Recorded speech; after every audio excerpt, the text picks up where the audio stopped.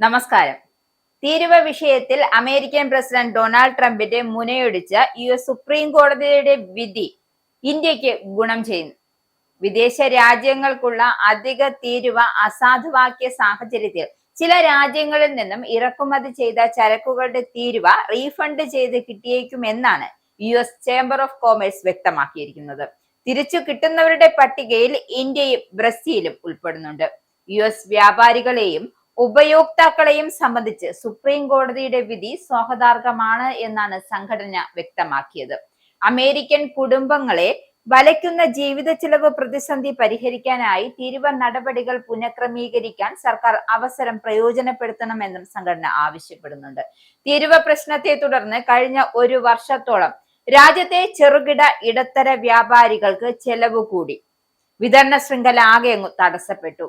എന്തായാലും റീഫണ്ടിന് പ്രധാനമായും അർഹത കിട്ടുക അമേരിക്കൻ ഇറക്കുമതിക്കാർക്കാണ്. തീരുവ നേരിട്ടടച്ചത് ഇവരായതിനാലാണത്. കസ്റ്റംസ് രേഖകളിൽ ഇമ്പോർട്ട് ഓഫ് റെക്കോർഡായി രേഖപ്പെടുത്തിയിട്ടുള്ള കമ്പനികൾക്ക് പണം ലഭിക്കും. വിദേശ രാജ്യങ്ങളിലെ കയറ്റുമതിക്കാർക്കോ മറ്റ് രാജ്യങ്ങളിലേക്കോ റീഫണ്ട് തുക നേരിട്ട് ലഭിക്കില്ല. തുക ആർക്ക് ലഭിക്കണമെന്നത് ഇന്ത്യൻ കയറ്റുമതിക്കാരും അമേരിക്കൻ ഇറക്കുമതിക്കാരും തമ്മിലുള്ള കരാറുകളെ ആശ്രയിച്ചാകുമിരിക്കുക. IEEPA നിയമപ്രകാരം തീരുവ ചുമത്തിയ ചരക്കുകൾക്ക് റീഫണ്ട് ലഭിക്കൂ. മയക്കുമരുന്നായ ഫെന്റാനിന്റെ ഇറക്കുമതി, ലഹരിക്കടത്ത് എന്നിവ ആരോപിച്ച് ചുമത്തിയ തീരുവകൾ, ഉയർന്ന തീരുവയുടെ പേരിൽ ഇന്ത്യ ഉൾപ്പെടെ 60ഓളം രാജ്യങ്ങൾക്ക് ചുമത്തിയ പകരച്ചുങ്കം എന്നിവ അതിൽ ഉൾപ്പെടും. അതേസമയം വ്യാപാര നിയമങ്ങളിലെ വകുപ്പ് 232, 301, 201 എന്നിവ പ്രകാരം ചുമത്തപ്പെട്ട തീരുവകൾ ചില ആഭ്യന്തര വ്യവസായങ്ങളെ സംരക്ഷിക്കുന്നത് ലക്ഷ്യമിട്ടുള്ള anti dumping duty, most forward nation എന്നിവ നിലവിൽ ബാധകമാകുന്ന തീരുവകൾ എന്നിവയ്ക്ക് റീഫണ്ട് ലഭിക്കില്ല. വാഹനങ്ങൾ, സ്റ്റീൽ, അലുമിനിയം തുടങ്ങിയ ഉൽപ്പന്നങ്ങൾക്ക് ചുമത്തുന്ന തീരുവയാണ് വകുപ്പ് 232ന്റെ പരിധിയിൽ പെടുക. നിയമപരമായ തടസ്സങ്ങളും ദൈർഘ്യമേറിയ കോടതി നടപടികളും കാരണം 13,300 കോടിയോളം വരുന്ന തീരുവ തുക തിരിച്ചു കിട്ടാൻ വർഷങ്ങളെടുത്തേക്കും. റീഫണ്ട് ആവശ്യപ്പെട്ട് അന്താരാഷ്ട്ര വ്യാപാര കോടതിയിൽ കേസ് ഫയൽ ചെയ്യാനും 2 വർഷം സമയമുണ്ട്.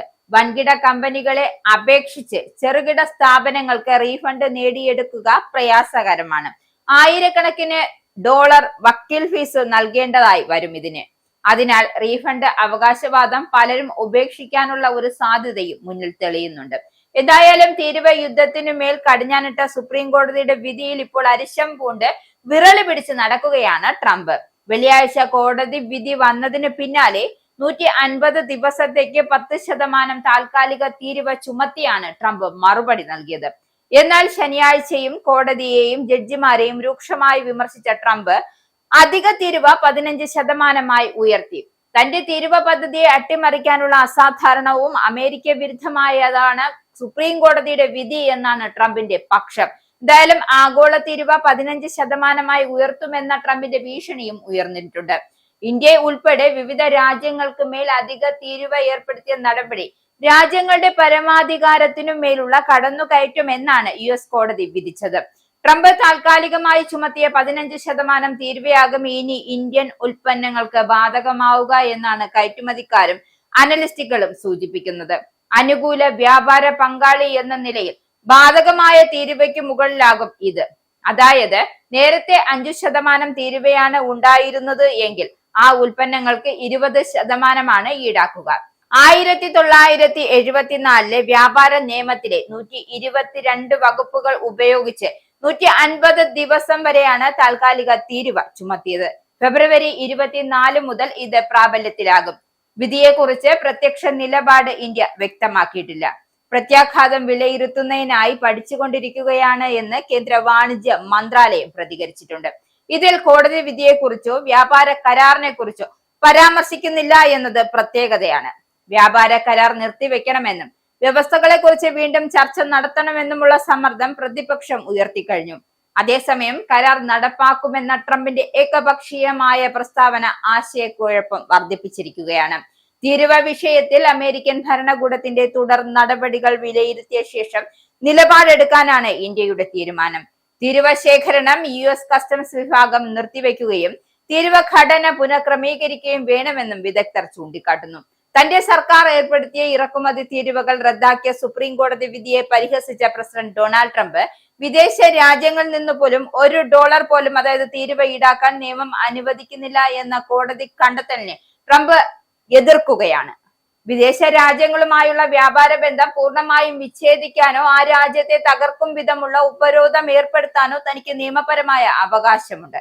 എന്നിട്ടും വെറും $1 പോലും ചുമത്തുന്നതിൽ നിന്നും തന്നെ തടയുന്നത് അംഗീകരിക്കാനാവില്ല എന്നാണ് ട്രംപ് ഉയർത്തുന്ന വിമർശനം.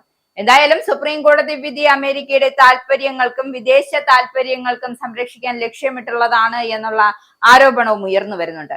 തന്റെ നയപരമായ അജണ്ടകളും അടിസ്ഥാന ശീലങ്ങളും അതായത് കോടതിയെ തകർത്തെറിഞ്ഞിരിക്കുന്നു എന്ന്, അതായത് കോടതി തകർത്ത് ട്രംപിന്റെ ശീലങ്ങൾ എറിഞ്ഞിരിക്കുന്നു എന്നതാണ് ഈ നികുതി സമ്മർദ്ദത്തിൽ ഉണ്ടായിരിക്കുന്നത്. എന്തായാലും തീരുവ നടപടികൾ ഇനി ട്രംപും കോടതിയും തമ്മിലുള്ള പോരാട്ടം എവിടം വരെ പോകുമെന്ന് നമുക്ക് കാത്തിരുന്ന് തന്നെ കാണാം.